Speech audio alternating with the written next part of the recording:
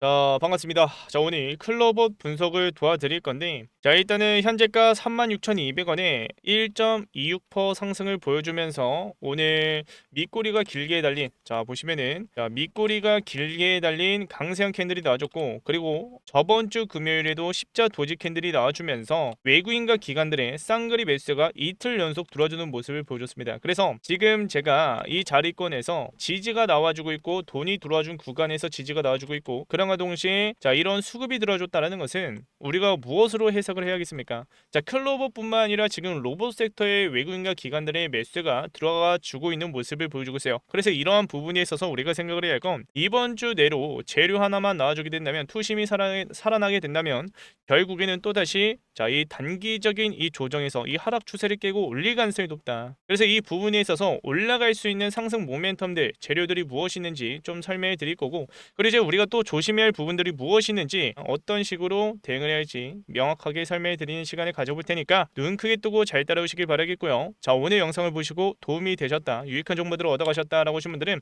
구독과 좋아요 한 번씩만 눌러주셔서 저에게도 큰 힘이 될 수 있는, 여러분들도 오늘 하루 좋은 하루 마무리할 수 있는 그런 하루가 되시길 바라겠습니다.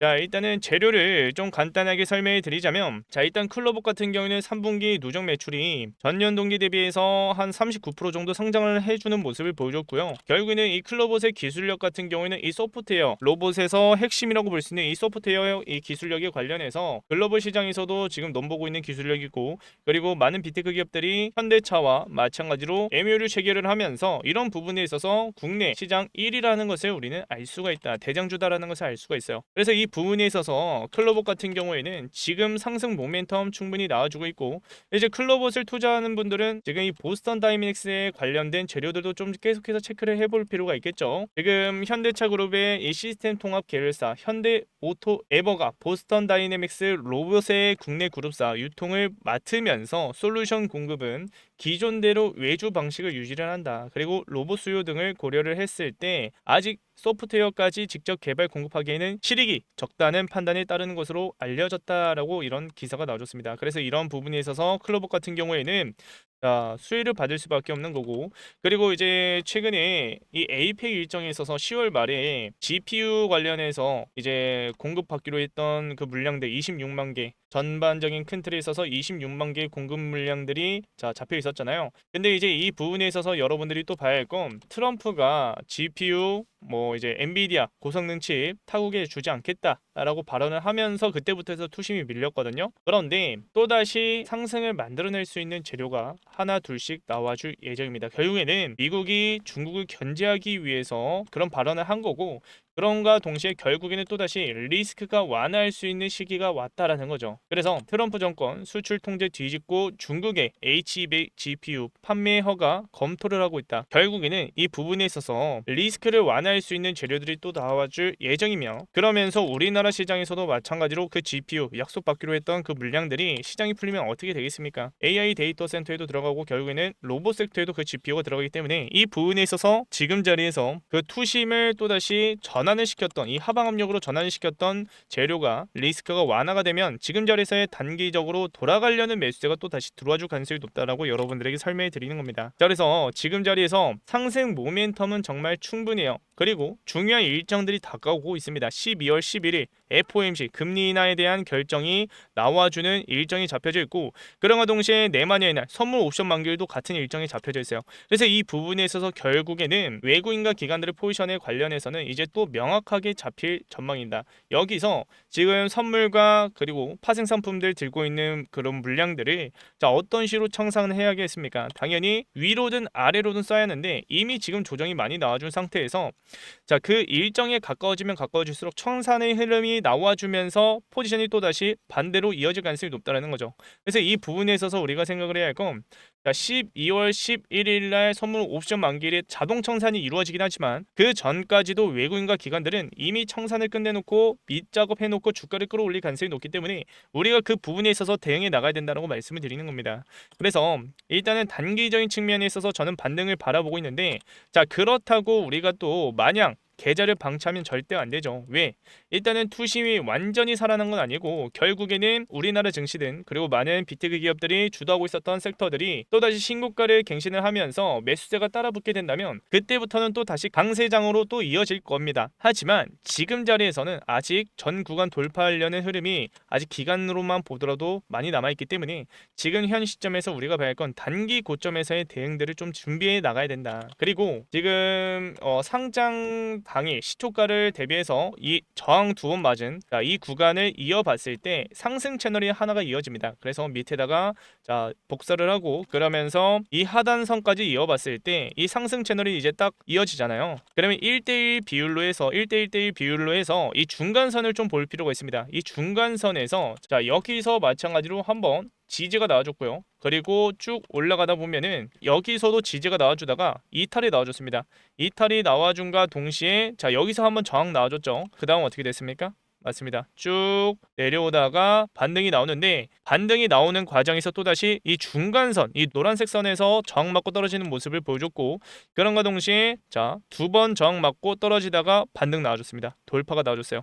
그래서 중간선 상단 부분에서 자 이제 매수세가 들어와주면서 강세장으로 이어졌는데 근데 또 상단 부분을 또다시 저항 맞고 떨어지는 모습을 보여줬죠. 그게 언제예요? 10월 14일 이 기점입니다.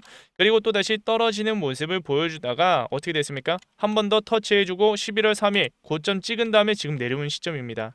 그래서 이 부분에 있어서 우리가 생각을 해야 할 건 일단은 돈이 들어와주는 구간에서 돌파가 나와줬고 그러면서 이 상승 채널 안에서도 상단 부분에서 지금 어떻게 되고 있습니까?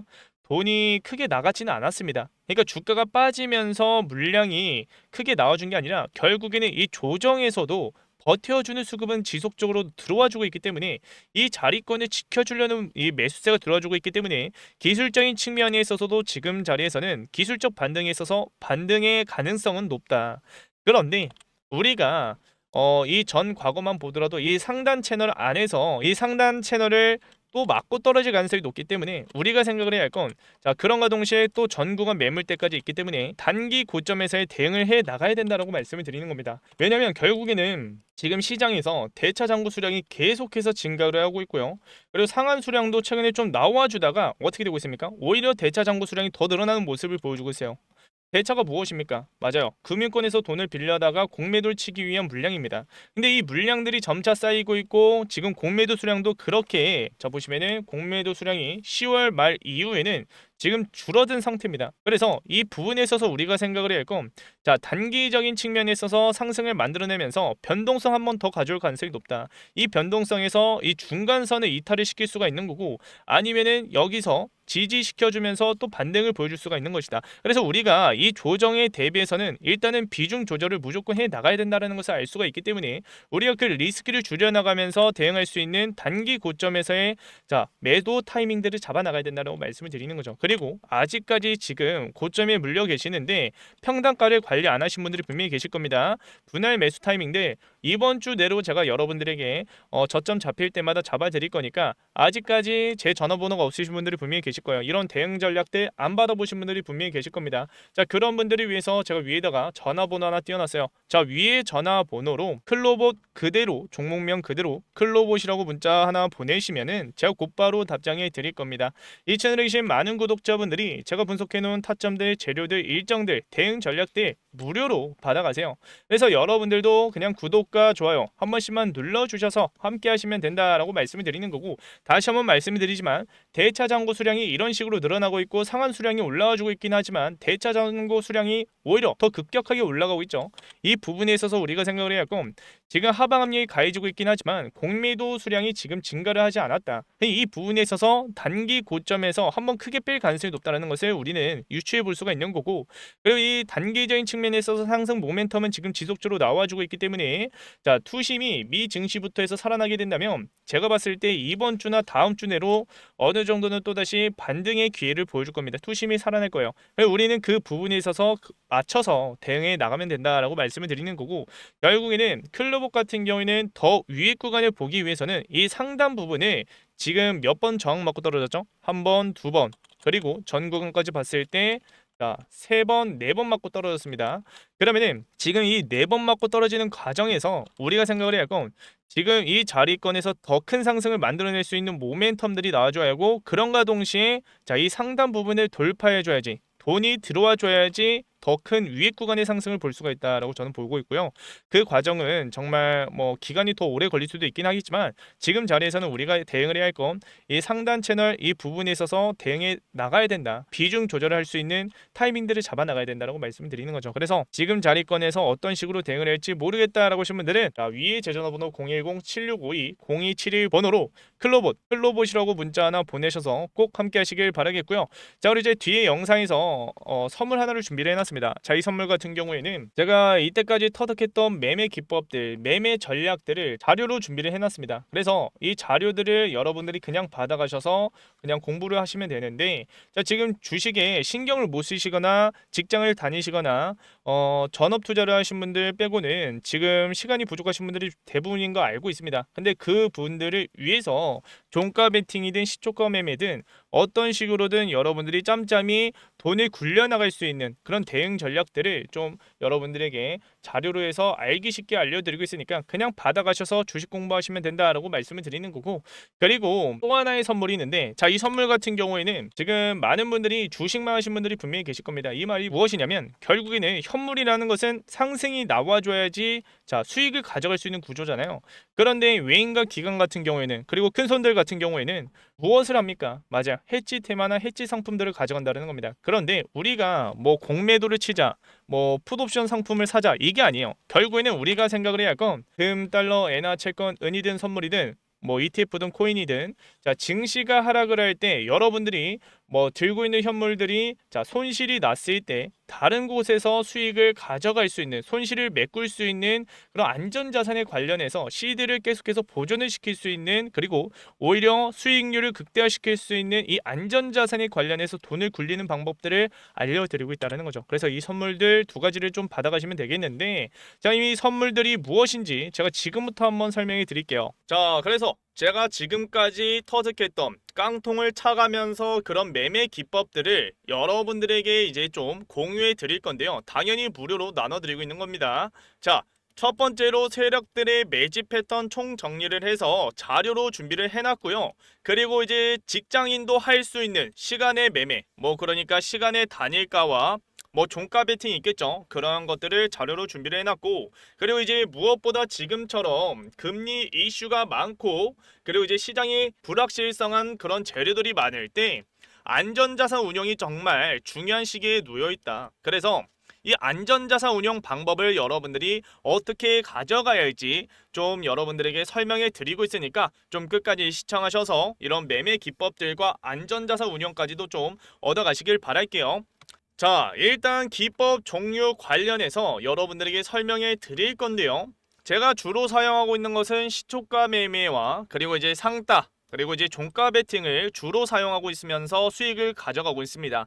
자, 사람마다 그 기법, 그러니까 그 매매 스타일이 정말 다릅니다. 저 같은 경우에는 넥스 거래소에서 투자하는 걸 정말 좋아하고요. 그리고 이제 장중에 하는 것은 상한가 따라잡기밖에 안 합니다. 자, 그래서 여러분들도 기준과 원칙을 세워가면서 투자를 해야 된다라고 저는 강력하게 말씀을 드리는 거고 그렇다고 지금 여러분들에게 이 자료를 그냥 뭐 다 안 나눠드리고 하나씩 나눠드리는 게 아니에요. 6개의 자료 모두 다 드리고 있습니다. 자, 그래서 이 자료들 챙겨가시길 바라겠고요. 그리고 이제 여러분들 중에 전업 투자를 하신 분들도 분명히 계실 거고 그리고 이제 직장이신 분들 뭐 시간이 없으신 분들도 분명히 계실 겁니다. 주식에 신경을 못 쓰신 분들이 분명히 계실 거예요. 자, 그런 분들도 충분히 할 수 있는 자, 종가 베팅과 뭐 시초가 매매 그리고 시간의 단일가에서 투자하는 방법까지도 설명해 드리고 있으니까 자료로 해서 설명해 드리고 있으니까 꼭 챙겨가시길 바라겠습니다.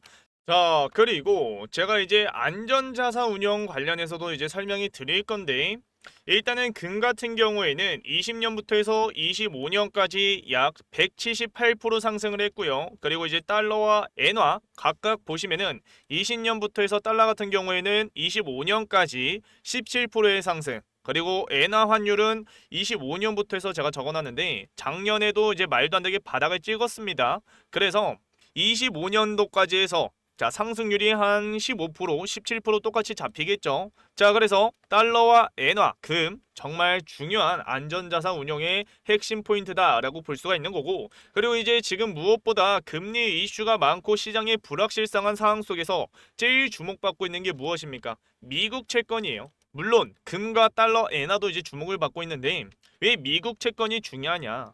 일단은 자, 채권 같은 경우에는 여러분들이 뭐 이제 몇 년짜리 뭐 5년부터 해서 10년짜리도 넣을 수도 있는 거고 1년짜리도 넣을 수가 있는 거고 몇 주짜리도 넣을 수가 있습니다. 그런데 여러분들이 뭐 100만 원을 투자를 했을 때 만기까지 여러분들이 중간에 매도를 안 하고 만기까지 가져갔을 때는 투자 원금이 그대로 나옵니다. 그리고 지금 금리 이슈가 많은 지금 현 상황 속에서는 뭐 채권을 바로 넣으라는 게 아니에요. 오히려 채권 ETF가 정말 중요한 시기입니다. 지금은.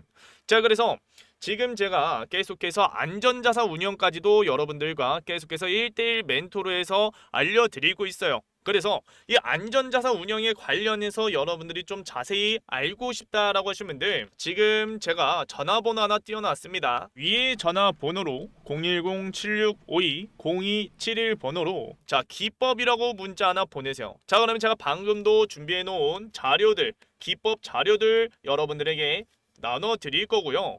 그리고 이제 안전자산 운용 방법까지도 좀 설명해 드릴 거니까 자, 기법이라고 문자 보내셔서 여러분들 좀 돈 좀 굴려 가시길 바라겠습니다. 자, 마지막으로 좀 간단하게 설명해 드리자면 지금 여러분들이 해야 할 것은 자, 공부부터 하셔야 합니다. 공부.